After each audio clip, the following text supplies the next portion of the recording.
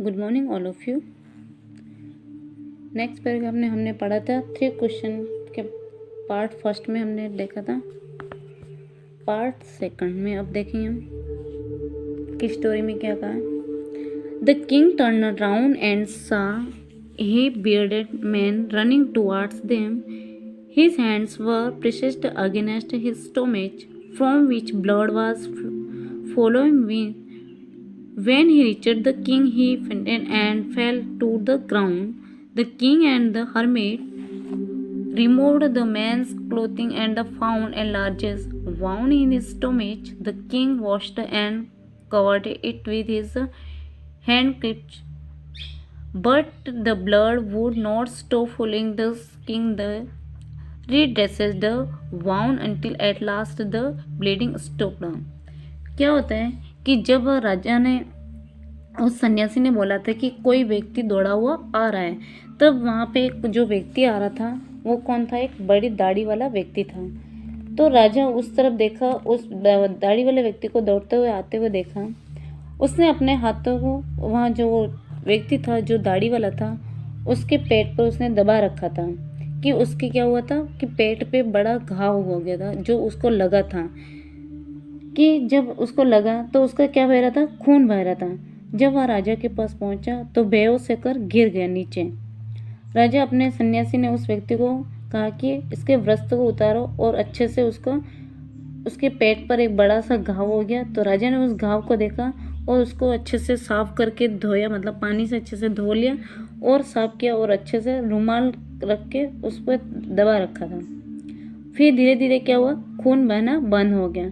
राजा ने उस घाव पर पुनः पट्टी बांधी। क्या कर दी? उसके जो लगा था उस पर क्या कर दी? पट्टी बांध ली। The man felt better and asked for something to drink. The king brought fresh water and gave it to him. By this time the sun had set and the air was cool. The king with the hermit help carried the wounded man into the hut and laid him on the bed. The man closed his eyes and lay quiet. The king, tired by his walk and the work he had done, lay down on the floor and slept through the night. When he awoke, it was several minutes before he could remember. फिर क्या होता है? जब आगे वो देखा कि when he was who were the strange and bearded man lying on the bed was. फिर क्या होता है? जब व्यक्ति वहाँ मतलब उसको जो लगा था तो धीरे धीरे उसको रात के टाइम में जब आराम कर रहा होता है तो उसको ठीक मतलब बेहतर तरीके से उसको महसूस हो रहा था कि अब थोड़ा सही लग रहा है।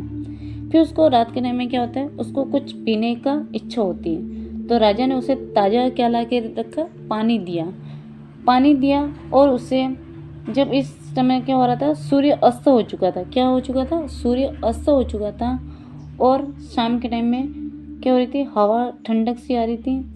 फिर राजा सन्यासी की ओर गया और मदद ली और उस घायल व्यक्ति को आश्रम में ले गया और कहाँ पे लिटा दिया? खाट पर लिटा दिया। फिर उस व्यक्ति की आंखें क्या धीरे धीरे आंखें बंद हो चुकी थी और वो चुपचाप लेटा रहा था। फिर राजा भी अपनी पैदल यात्रा का काम करना कारण की वजह से वो थक गया था, तो वो भी वहाँ पे क्या हो गया? फर्श पे लेट गया। फिर रात भर सोता रहा वहाँ पे। फिर जब अचानक वहाँ जाग उठा, कुछ मिनट बाद ही वहाँ उसे याद आया। किसको? राजा को याद आया कि उसे कुछ याद आया और वहाँ पलंग पर लेटा और बोला, वह दाढ़ी वाला अजनबी व्यक्ति कौन है? क्या कहता है? वह दाढ़ी वाला व्यक्ति कौन है? फिर बताते हैं, Forgive me, said the bearded man in the weak voice when he saw the king was awake. I do not know and you have nothing forgive you for, said the king. क्या कहते हैं? मुझे क्षमा कर दीजिए। क्या कर दीजिए? मुझे क्षमा कर दीजिए, उस दाढ़ी वाले व्यक्ति ने अपने हल्के से स्वर में कहा। जब उसने कहा, देखा कि राजा जाग चुके हैं। फिर राजा ने कहा, मैं तुम्हें नहीं जानता हूँ। I do not know you and have nothing for forgive you for, you said the king. मैं तुम्हें नहीं जानता, ऐसा कुछ भी नहीं है जिसके लिए तुम्हें क्षमा किया जाए।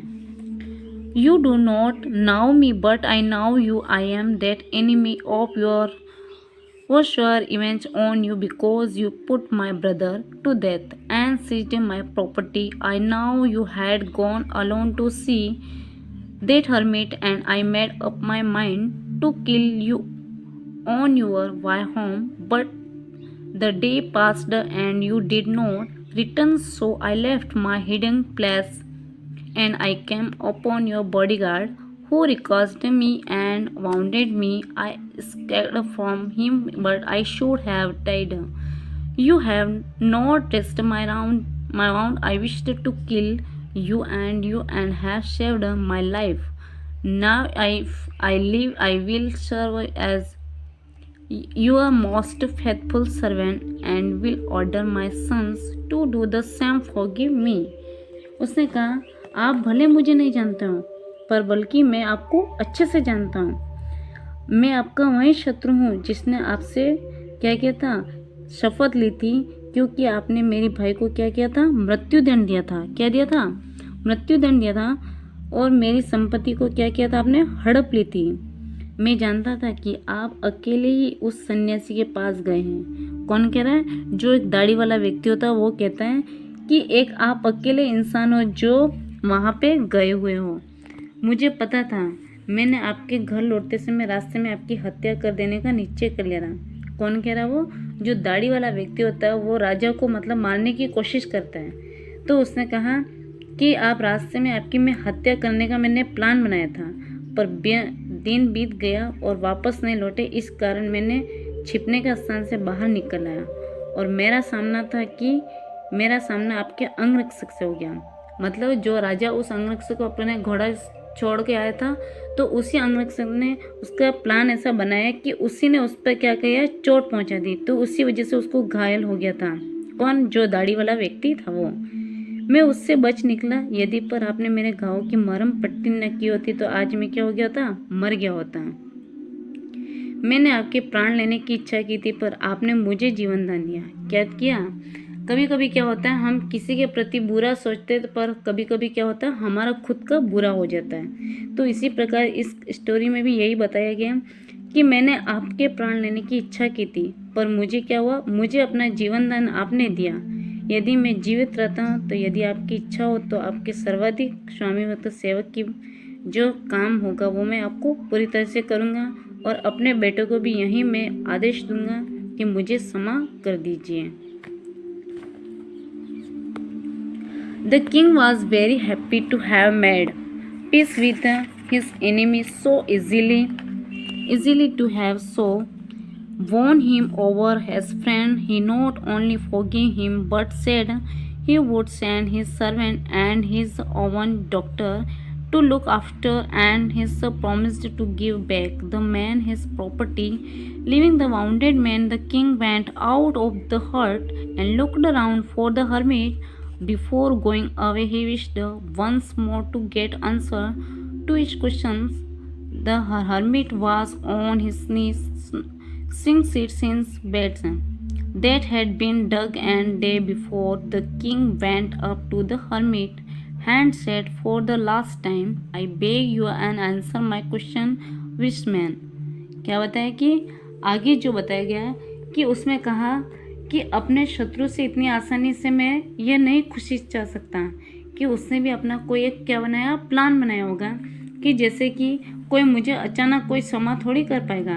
मैं अपने सेवकों को तुम्हारे पास भेज दूंगा और अपने डॉक्टर को भी भेजूंगा, और तुम्हारी क्या करेंगे, वो देखभाल करेंगे। मैं जैसे उनको बताऊंगा वैसे वो आपके पूरे देखभाल करेंगे। राजा ने उस व्यक्ति को संपत्ति भी वापस कर देने को वचन दे दिया। फिर बताए, घायल व्यक्ति को विदाई लेकर वहाँ राजा झोपड़ी के बाहर आ गया और सन्यासी को खोजने लगा। वह देखा और जाने से पूर्व देखा कि उसको ध्यान था कि मुझे मेरे प्रश्नों का जवाब नहीं मिला है, तो वो सन्यासी के पीछे वापस जाता है और देखता है सन्यासी घुटनों के बल बैठा उन क्यारियों के बीच में क्या कर रहा था, बीज बो रहा था। क्या कर रहा था? बीज बो रहा था। जैसे वो बीज बो रहा था और जैसे उन्होंने दिन खोद कर तैयार किया था, राजा उसके पास पहुंचा और बोला, अब अंतिम बार मैं आपके पास आया। क्या मैं अब अंतिम बार आपसे पूछ रहा हूँ कि मैं अपने प्रश्न का उत्तर मांग रहा हूँ। ज्ञानी पुरुष, मुझे आप आंसर कब दोगे?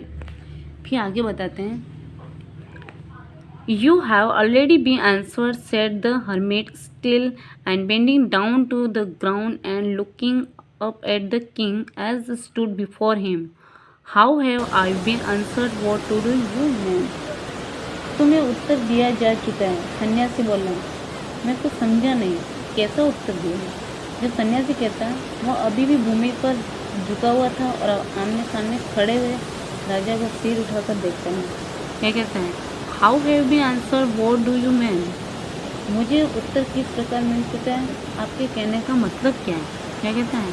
आप कहना क्या चाहते हो, मुझे सही तरीके से बताइए। Do you not see, replied the hermit, if you had not pitied my weakness yesterday and had knocked these beds for me, you would have gone away. Then that would have attacked you, and you would have wished you had stayed with me. So the most important time was when you were taking the beds, and I was the most important man, and to do me good was your most important business.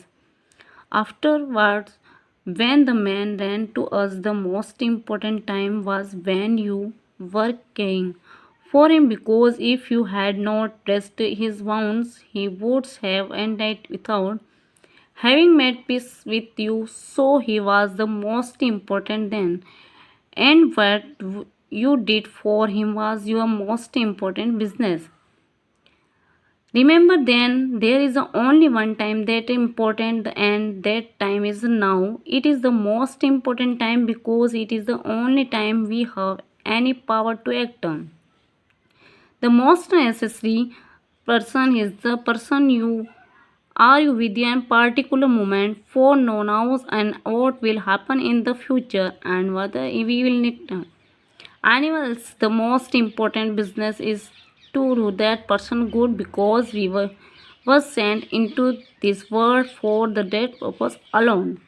जैसे कि यहाँ पे क्या कहा कि उन्होंने कहा कि आप जो कहना चाह रहे हो सन्यासी, मुझे कुछ समझ में नहीं आया, आप सही से बताएं। तो उन्होंने कहा, सन्यासी ने कहा, मैंने उत्तर आपको दे चुका हूँ। तो राजा कहता है, आपने किस तरीके से उत्तर दिया, मुझे कुछ समझ में नहीं आया। तो सन्यासी ने कहा, आप मेरी दुर्बलता पर कल दया की, मैंने क्यारी न खोती होती तो आप वापस चले गए थे, तो फिर उस व्यक्ति ने आक्रमण कर दिया होता।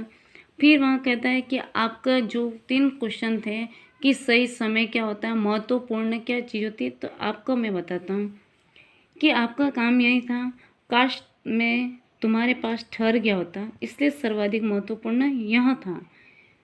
जब आप क्यारी खोद रहे थे और मैं सबसे महत्वपूर्ण व्यक्ति था, उसमें क्या कहा कि इम्पोर्टेंट टाइम, मतलब इम्पोर्टेंट टाइम में क्या, महत्वपूर्ण समय आपने किसको दिया, कि मुझे दिया, कि आपने मेरी क्या की, हेल्प की, तब मेरी मदद करना आपने आपका सर्वाधिक महत्वपूर्ण काम था।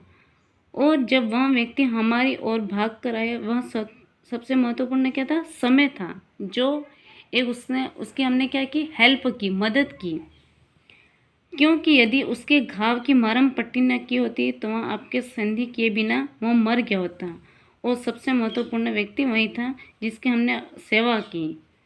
फिर वहाँ बताएं कि आज के ज़माने मतलब हम बात करते हैं कि वहाँ remember then there is only one time, जैसे कि क्या कहा गया कि यदि हम जो सबसे महत्वपूर्ण होता है, जो वर्तमान समय में यह सर्वाधिक महत्वपूर्ण समय होता है, इस दौरान हमारे पास कुछ कर पाने की क्या होती है, क्षमता होती है।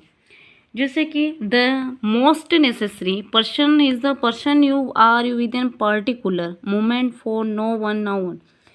सबसे महत्वपूर्ण व्यक्ति वह होते हैं जिसके साथ एक अब विशिष्ट समय में होते हैं, क्योंकि कोई नहीं जानता कि भविष्य में क्या होने वाला है और कब क्या होगा, हमें इस चीज़ का हमें कोई अनुभव नहीं होता है।